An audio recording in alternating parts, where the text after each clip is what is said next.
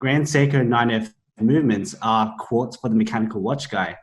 And I think what he means by that is that they're pretty much engineered to a level that I guess even in-house mechanical watches are as well. I don't know if you guys can see it there, but you can see that it's got the stripes there. That is nuts, man. That's a quartz watch that's decorated. You know, looking at the traditional high-end Swiss manufacturers, there's an almost singular focus on mechanical watchmaking. And today it's almost all automatic watchmaking. I mean, there's some folks are obviously doing high-end hand-wound calibers, but it's really, for the most part, people want like workhorse automatic watches.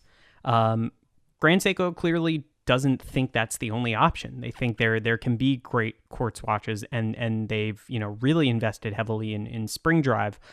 I wonder, you all know the watch community every bit as well as I do.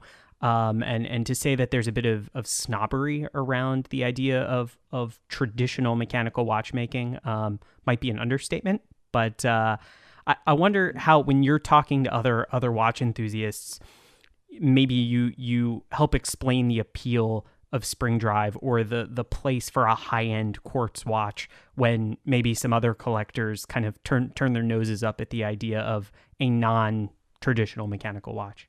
I'll take the spring drive. I'll let Stefan and Daniel talk about the quartz. I love the quartz, but I don't know as much about the 9F as Stefan does, so I'll defer it to him. But in terms of the spring drive technology, I think it's really cool. It's an extremely cool technology, and just to perhaps give it a little bit of background on what that is, right? I mean, spring drive movements are very, very similar to mechanical movements, except that the key difference is that the quote unquote, it's escapement mechanism, right? So in a mechanical movement, the kinetic energy that you get from the mainspring powers through the gear train, and as well, its escapement or dissipation, if you will, is regulated by the balance wheel to keep time.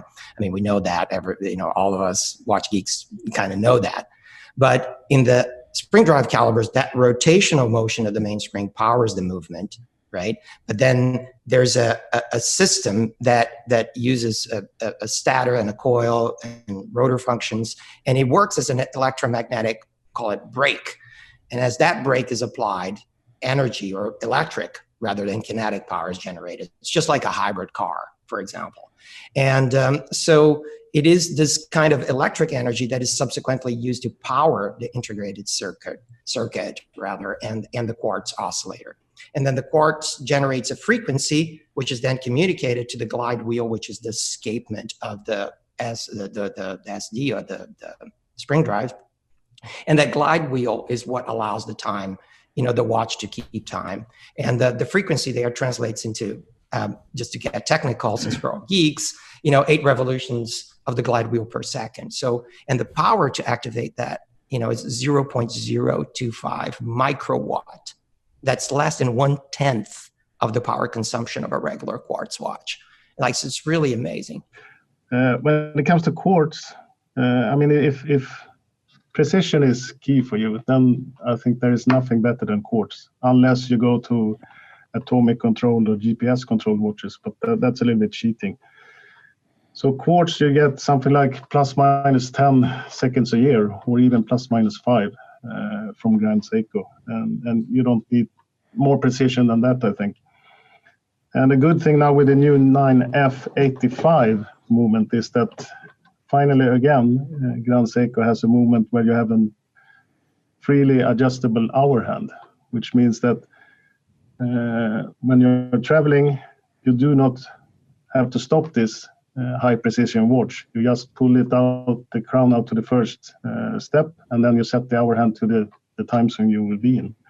Similar to summer and winter time adjustments as well. You do not have to stop the watch. So I think that's really good. I hope they will come with a perpetual calendar as well, as they had in the past in some other watches, not Grand Seiko, but Seiko. Also, the quartz is really low maintenance. Yes, you have to change battery every 3 years, maybe. But the movement itself, the 9F movement, it's basically completely sealed. some say you don't need to service it within 50 years. I don't think that is the case, but nevertheless, it's really well covered from the surroundings, I would say. And again, a quartz watch is always correct, so you can use it to set your mechanical ones. Joe Kirk from Grand Seiko USA, he said a quote that I think sums up why quartz Grand Seiko should be considered by, I guess, even traditional enthusiasts, traditional mechanical watch enthusiasts. And that is that Grand Seiko 9F movements are quartz for the mechanical watch guy. And I think what he means by that is that they're pretty much engineered to a level that I guess even in-house mechanical watches are as well. So unlike cheap quartz movements that are like when the battery, I guess, dies out, some people might even throw the entire watch away. Whereas Grand Seiko 9F quartz, they're designed to be a lifelong companion. They're designed to stick with you forever, as Stefan said. They're even serviceable. They're completely made of metal, which is crazy. With really cool gold tones, and they're even finished in the same way that a lot of the 9S movements are finished, in the sense that they have those Tokyo stripes.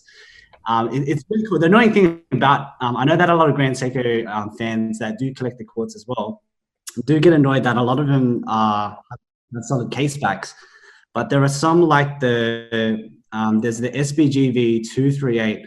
I know, Stefan, you bought one for your daughter. Yeah, I did. I don't know if you guys can see it there, but you can see that it's got the stripes there. That is nuts, man. That's a quartz watch that's decorated. So you know that Grand Seiko, they don't cut corners even with their quartz. Like, and I know that traditional watch enthusiasts are really into, I guess, in-house. That's supposed to be respectable, right? Well, even their quartz is like in-house. Everything about it it's in-house. Even the battery. Do you have a Seiko battery in your? Yeah. And they're crystals, man. Like they grow their own crystals in-house. I think it was 90 days.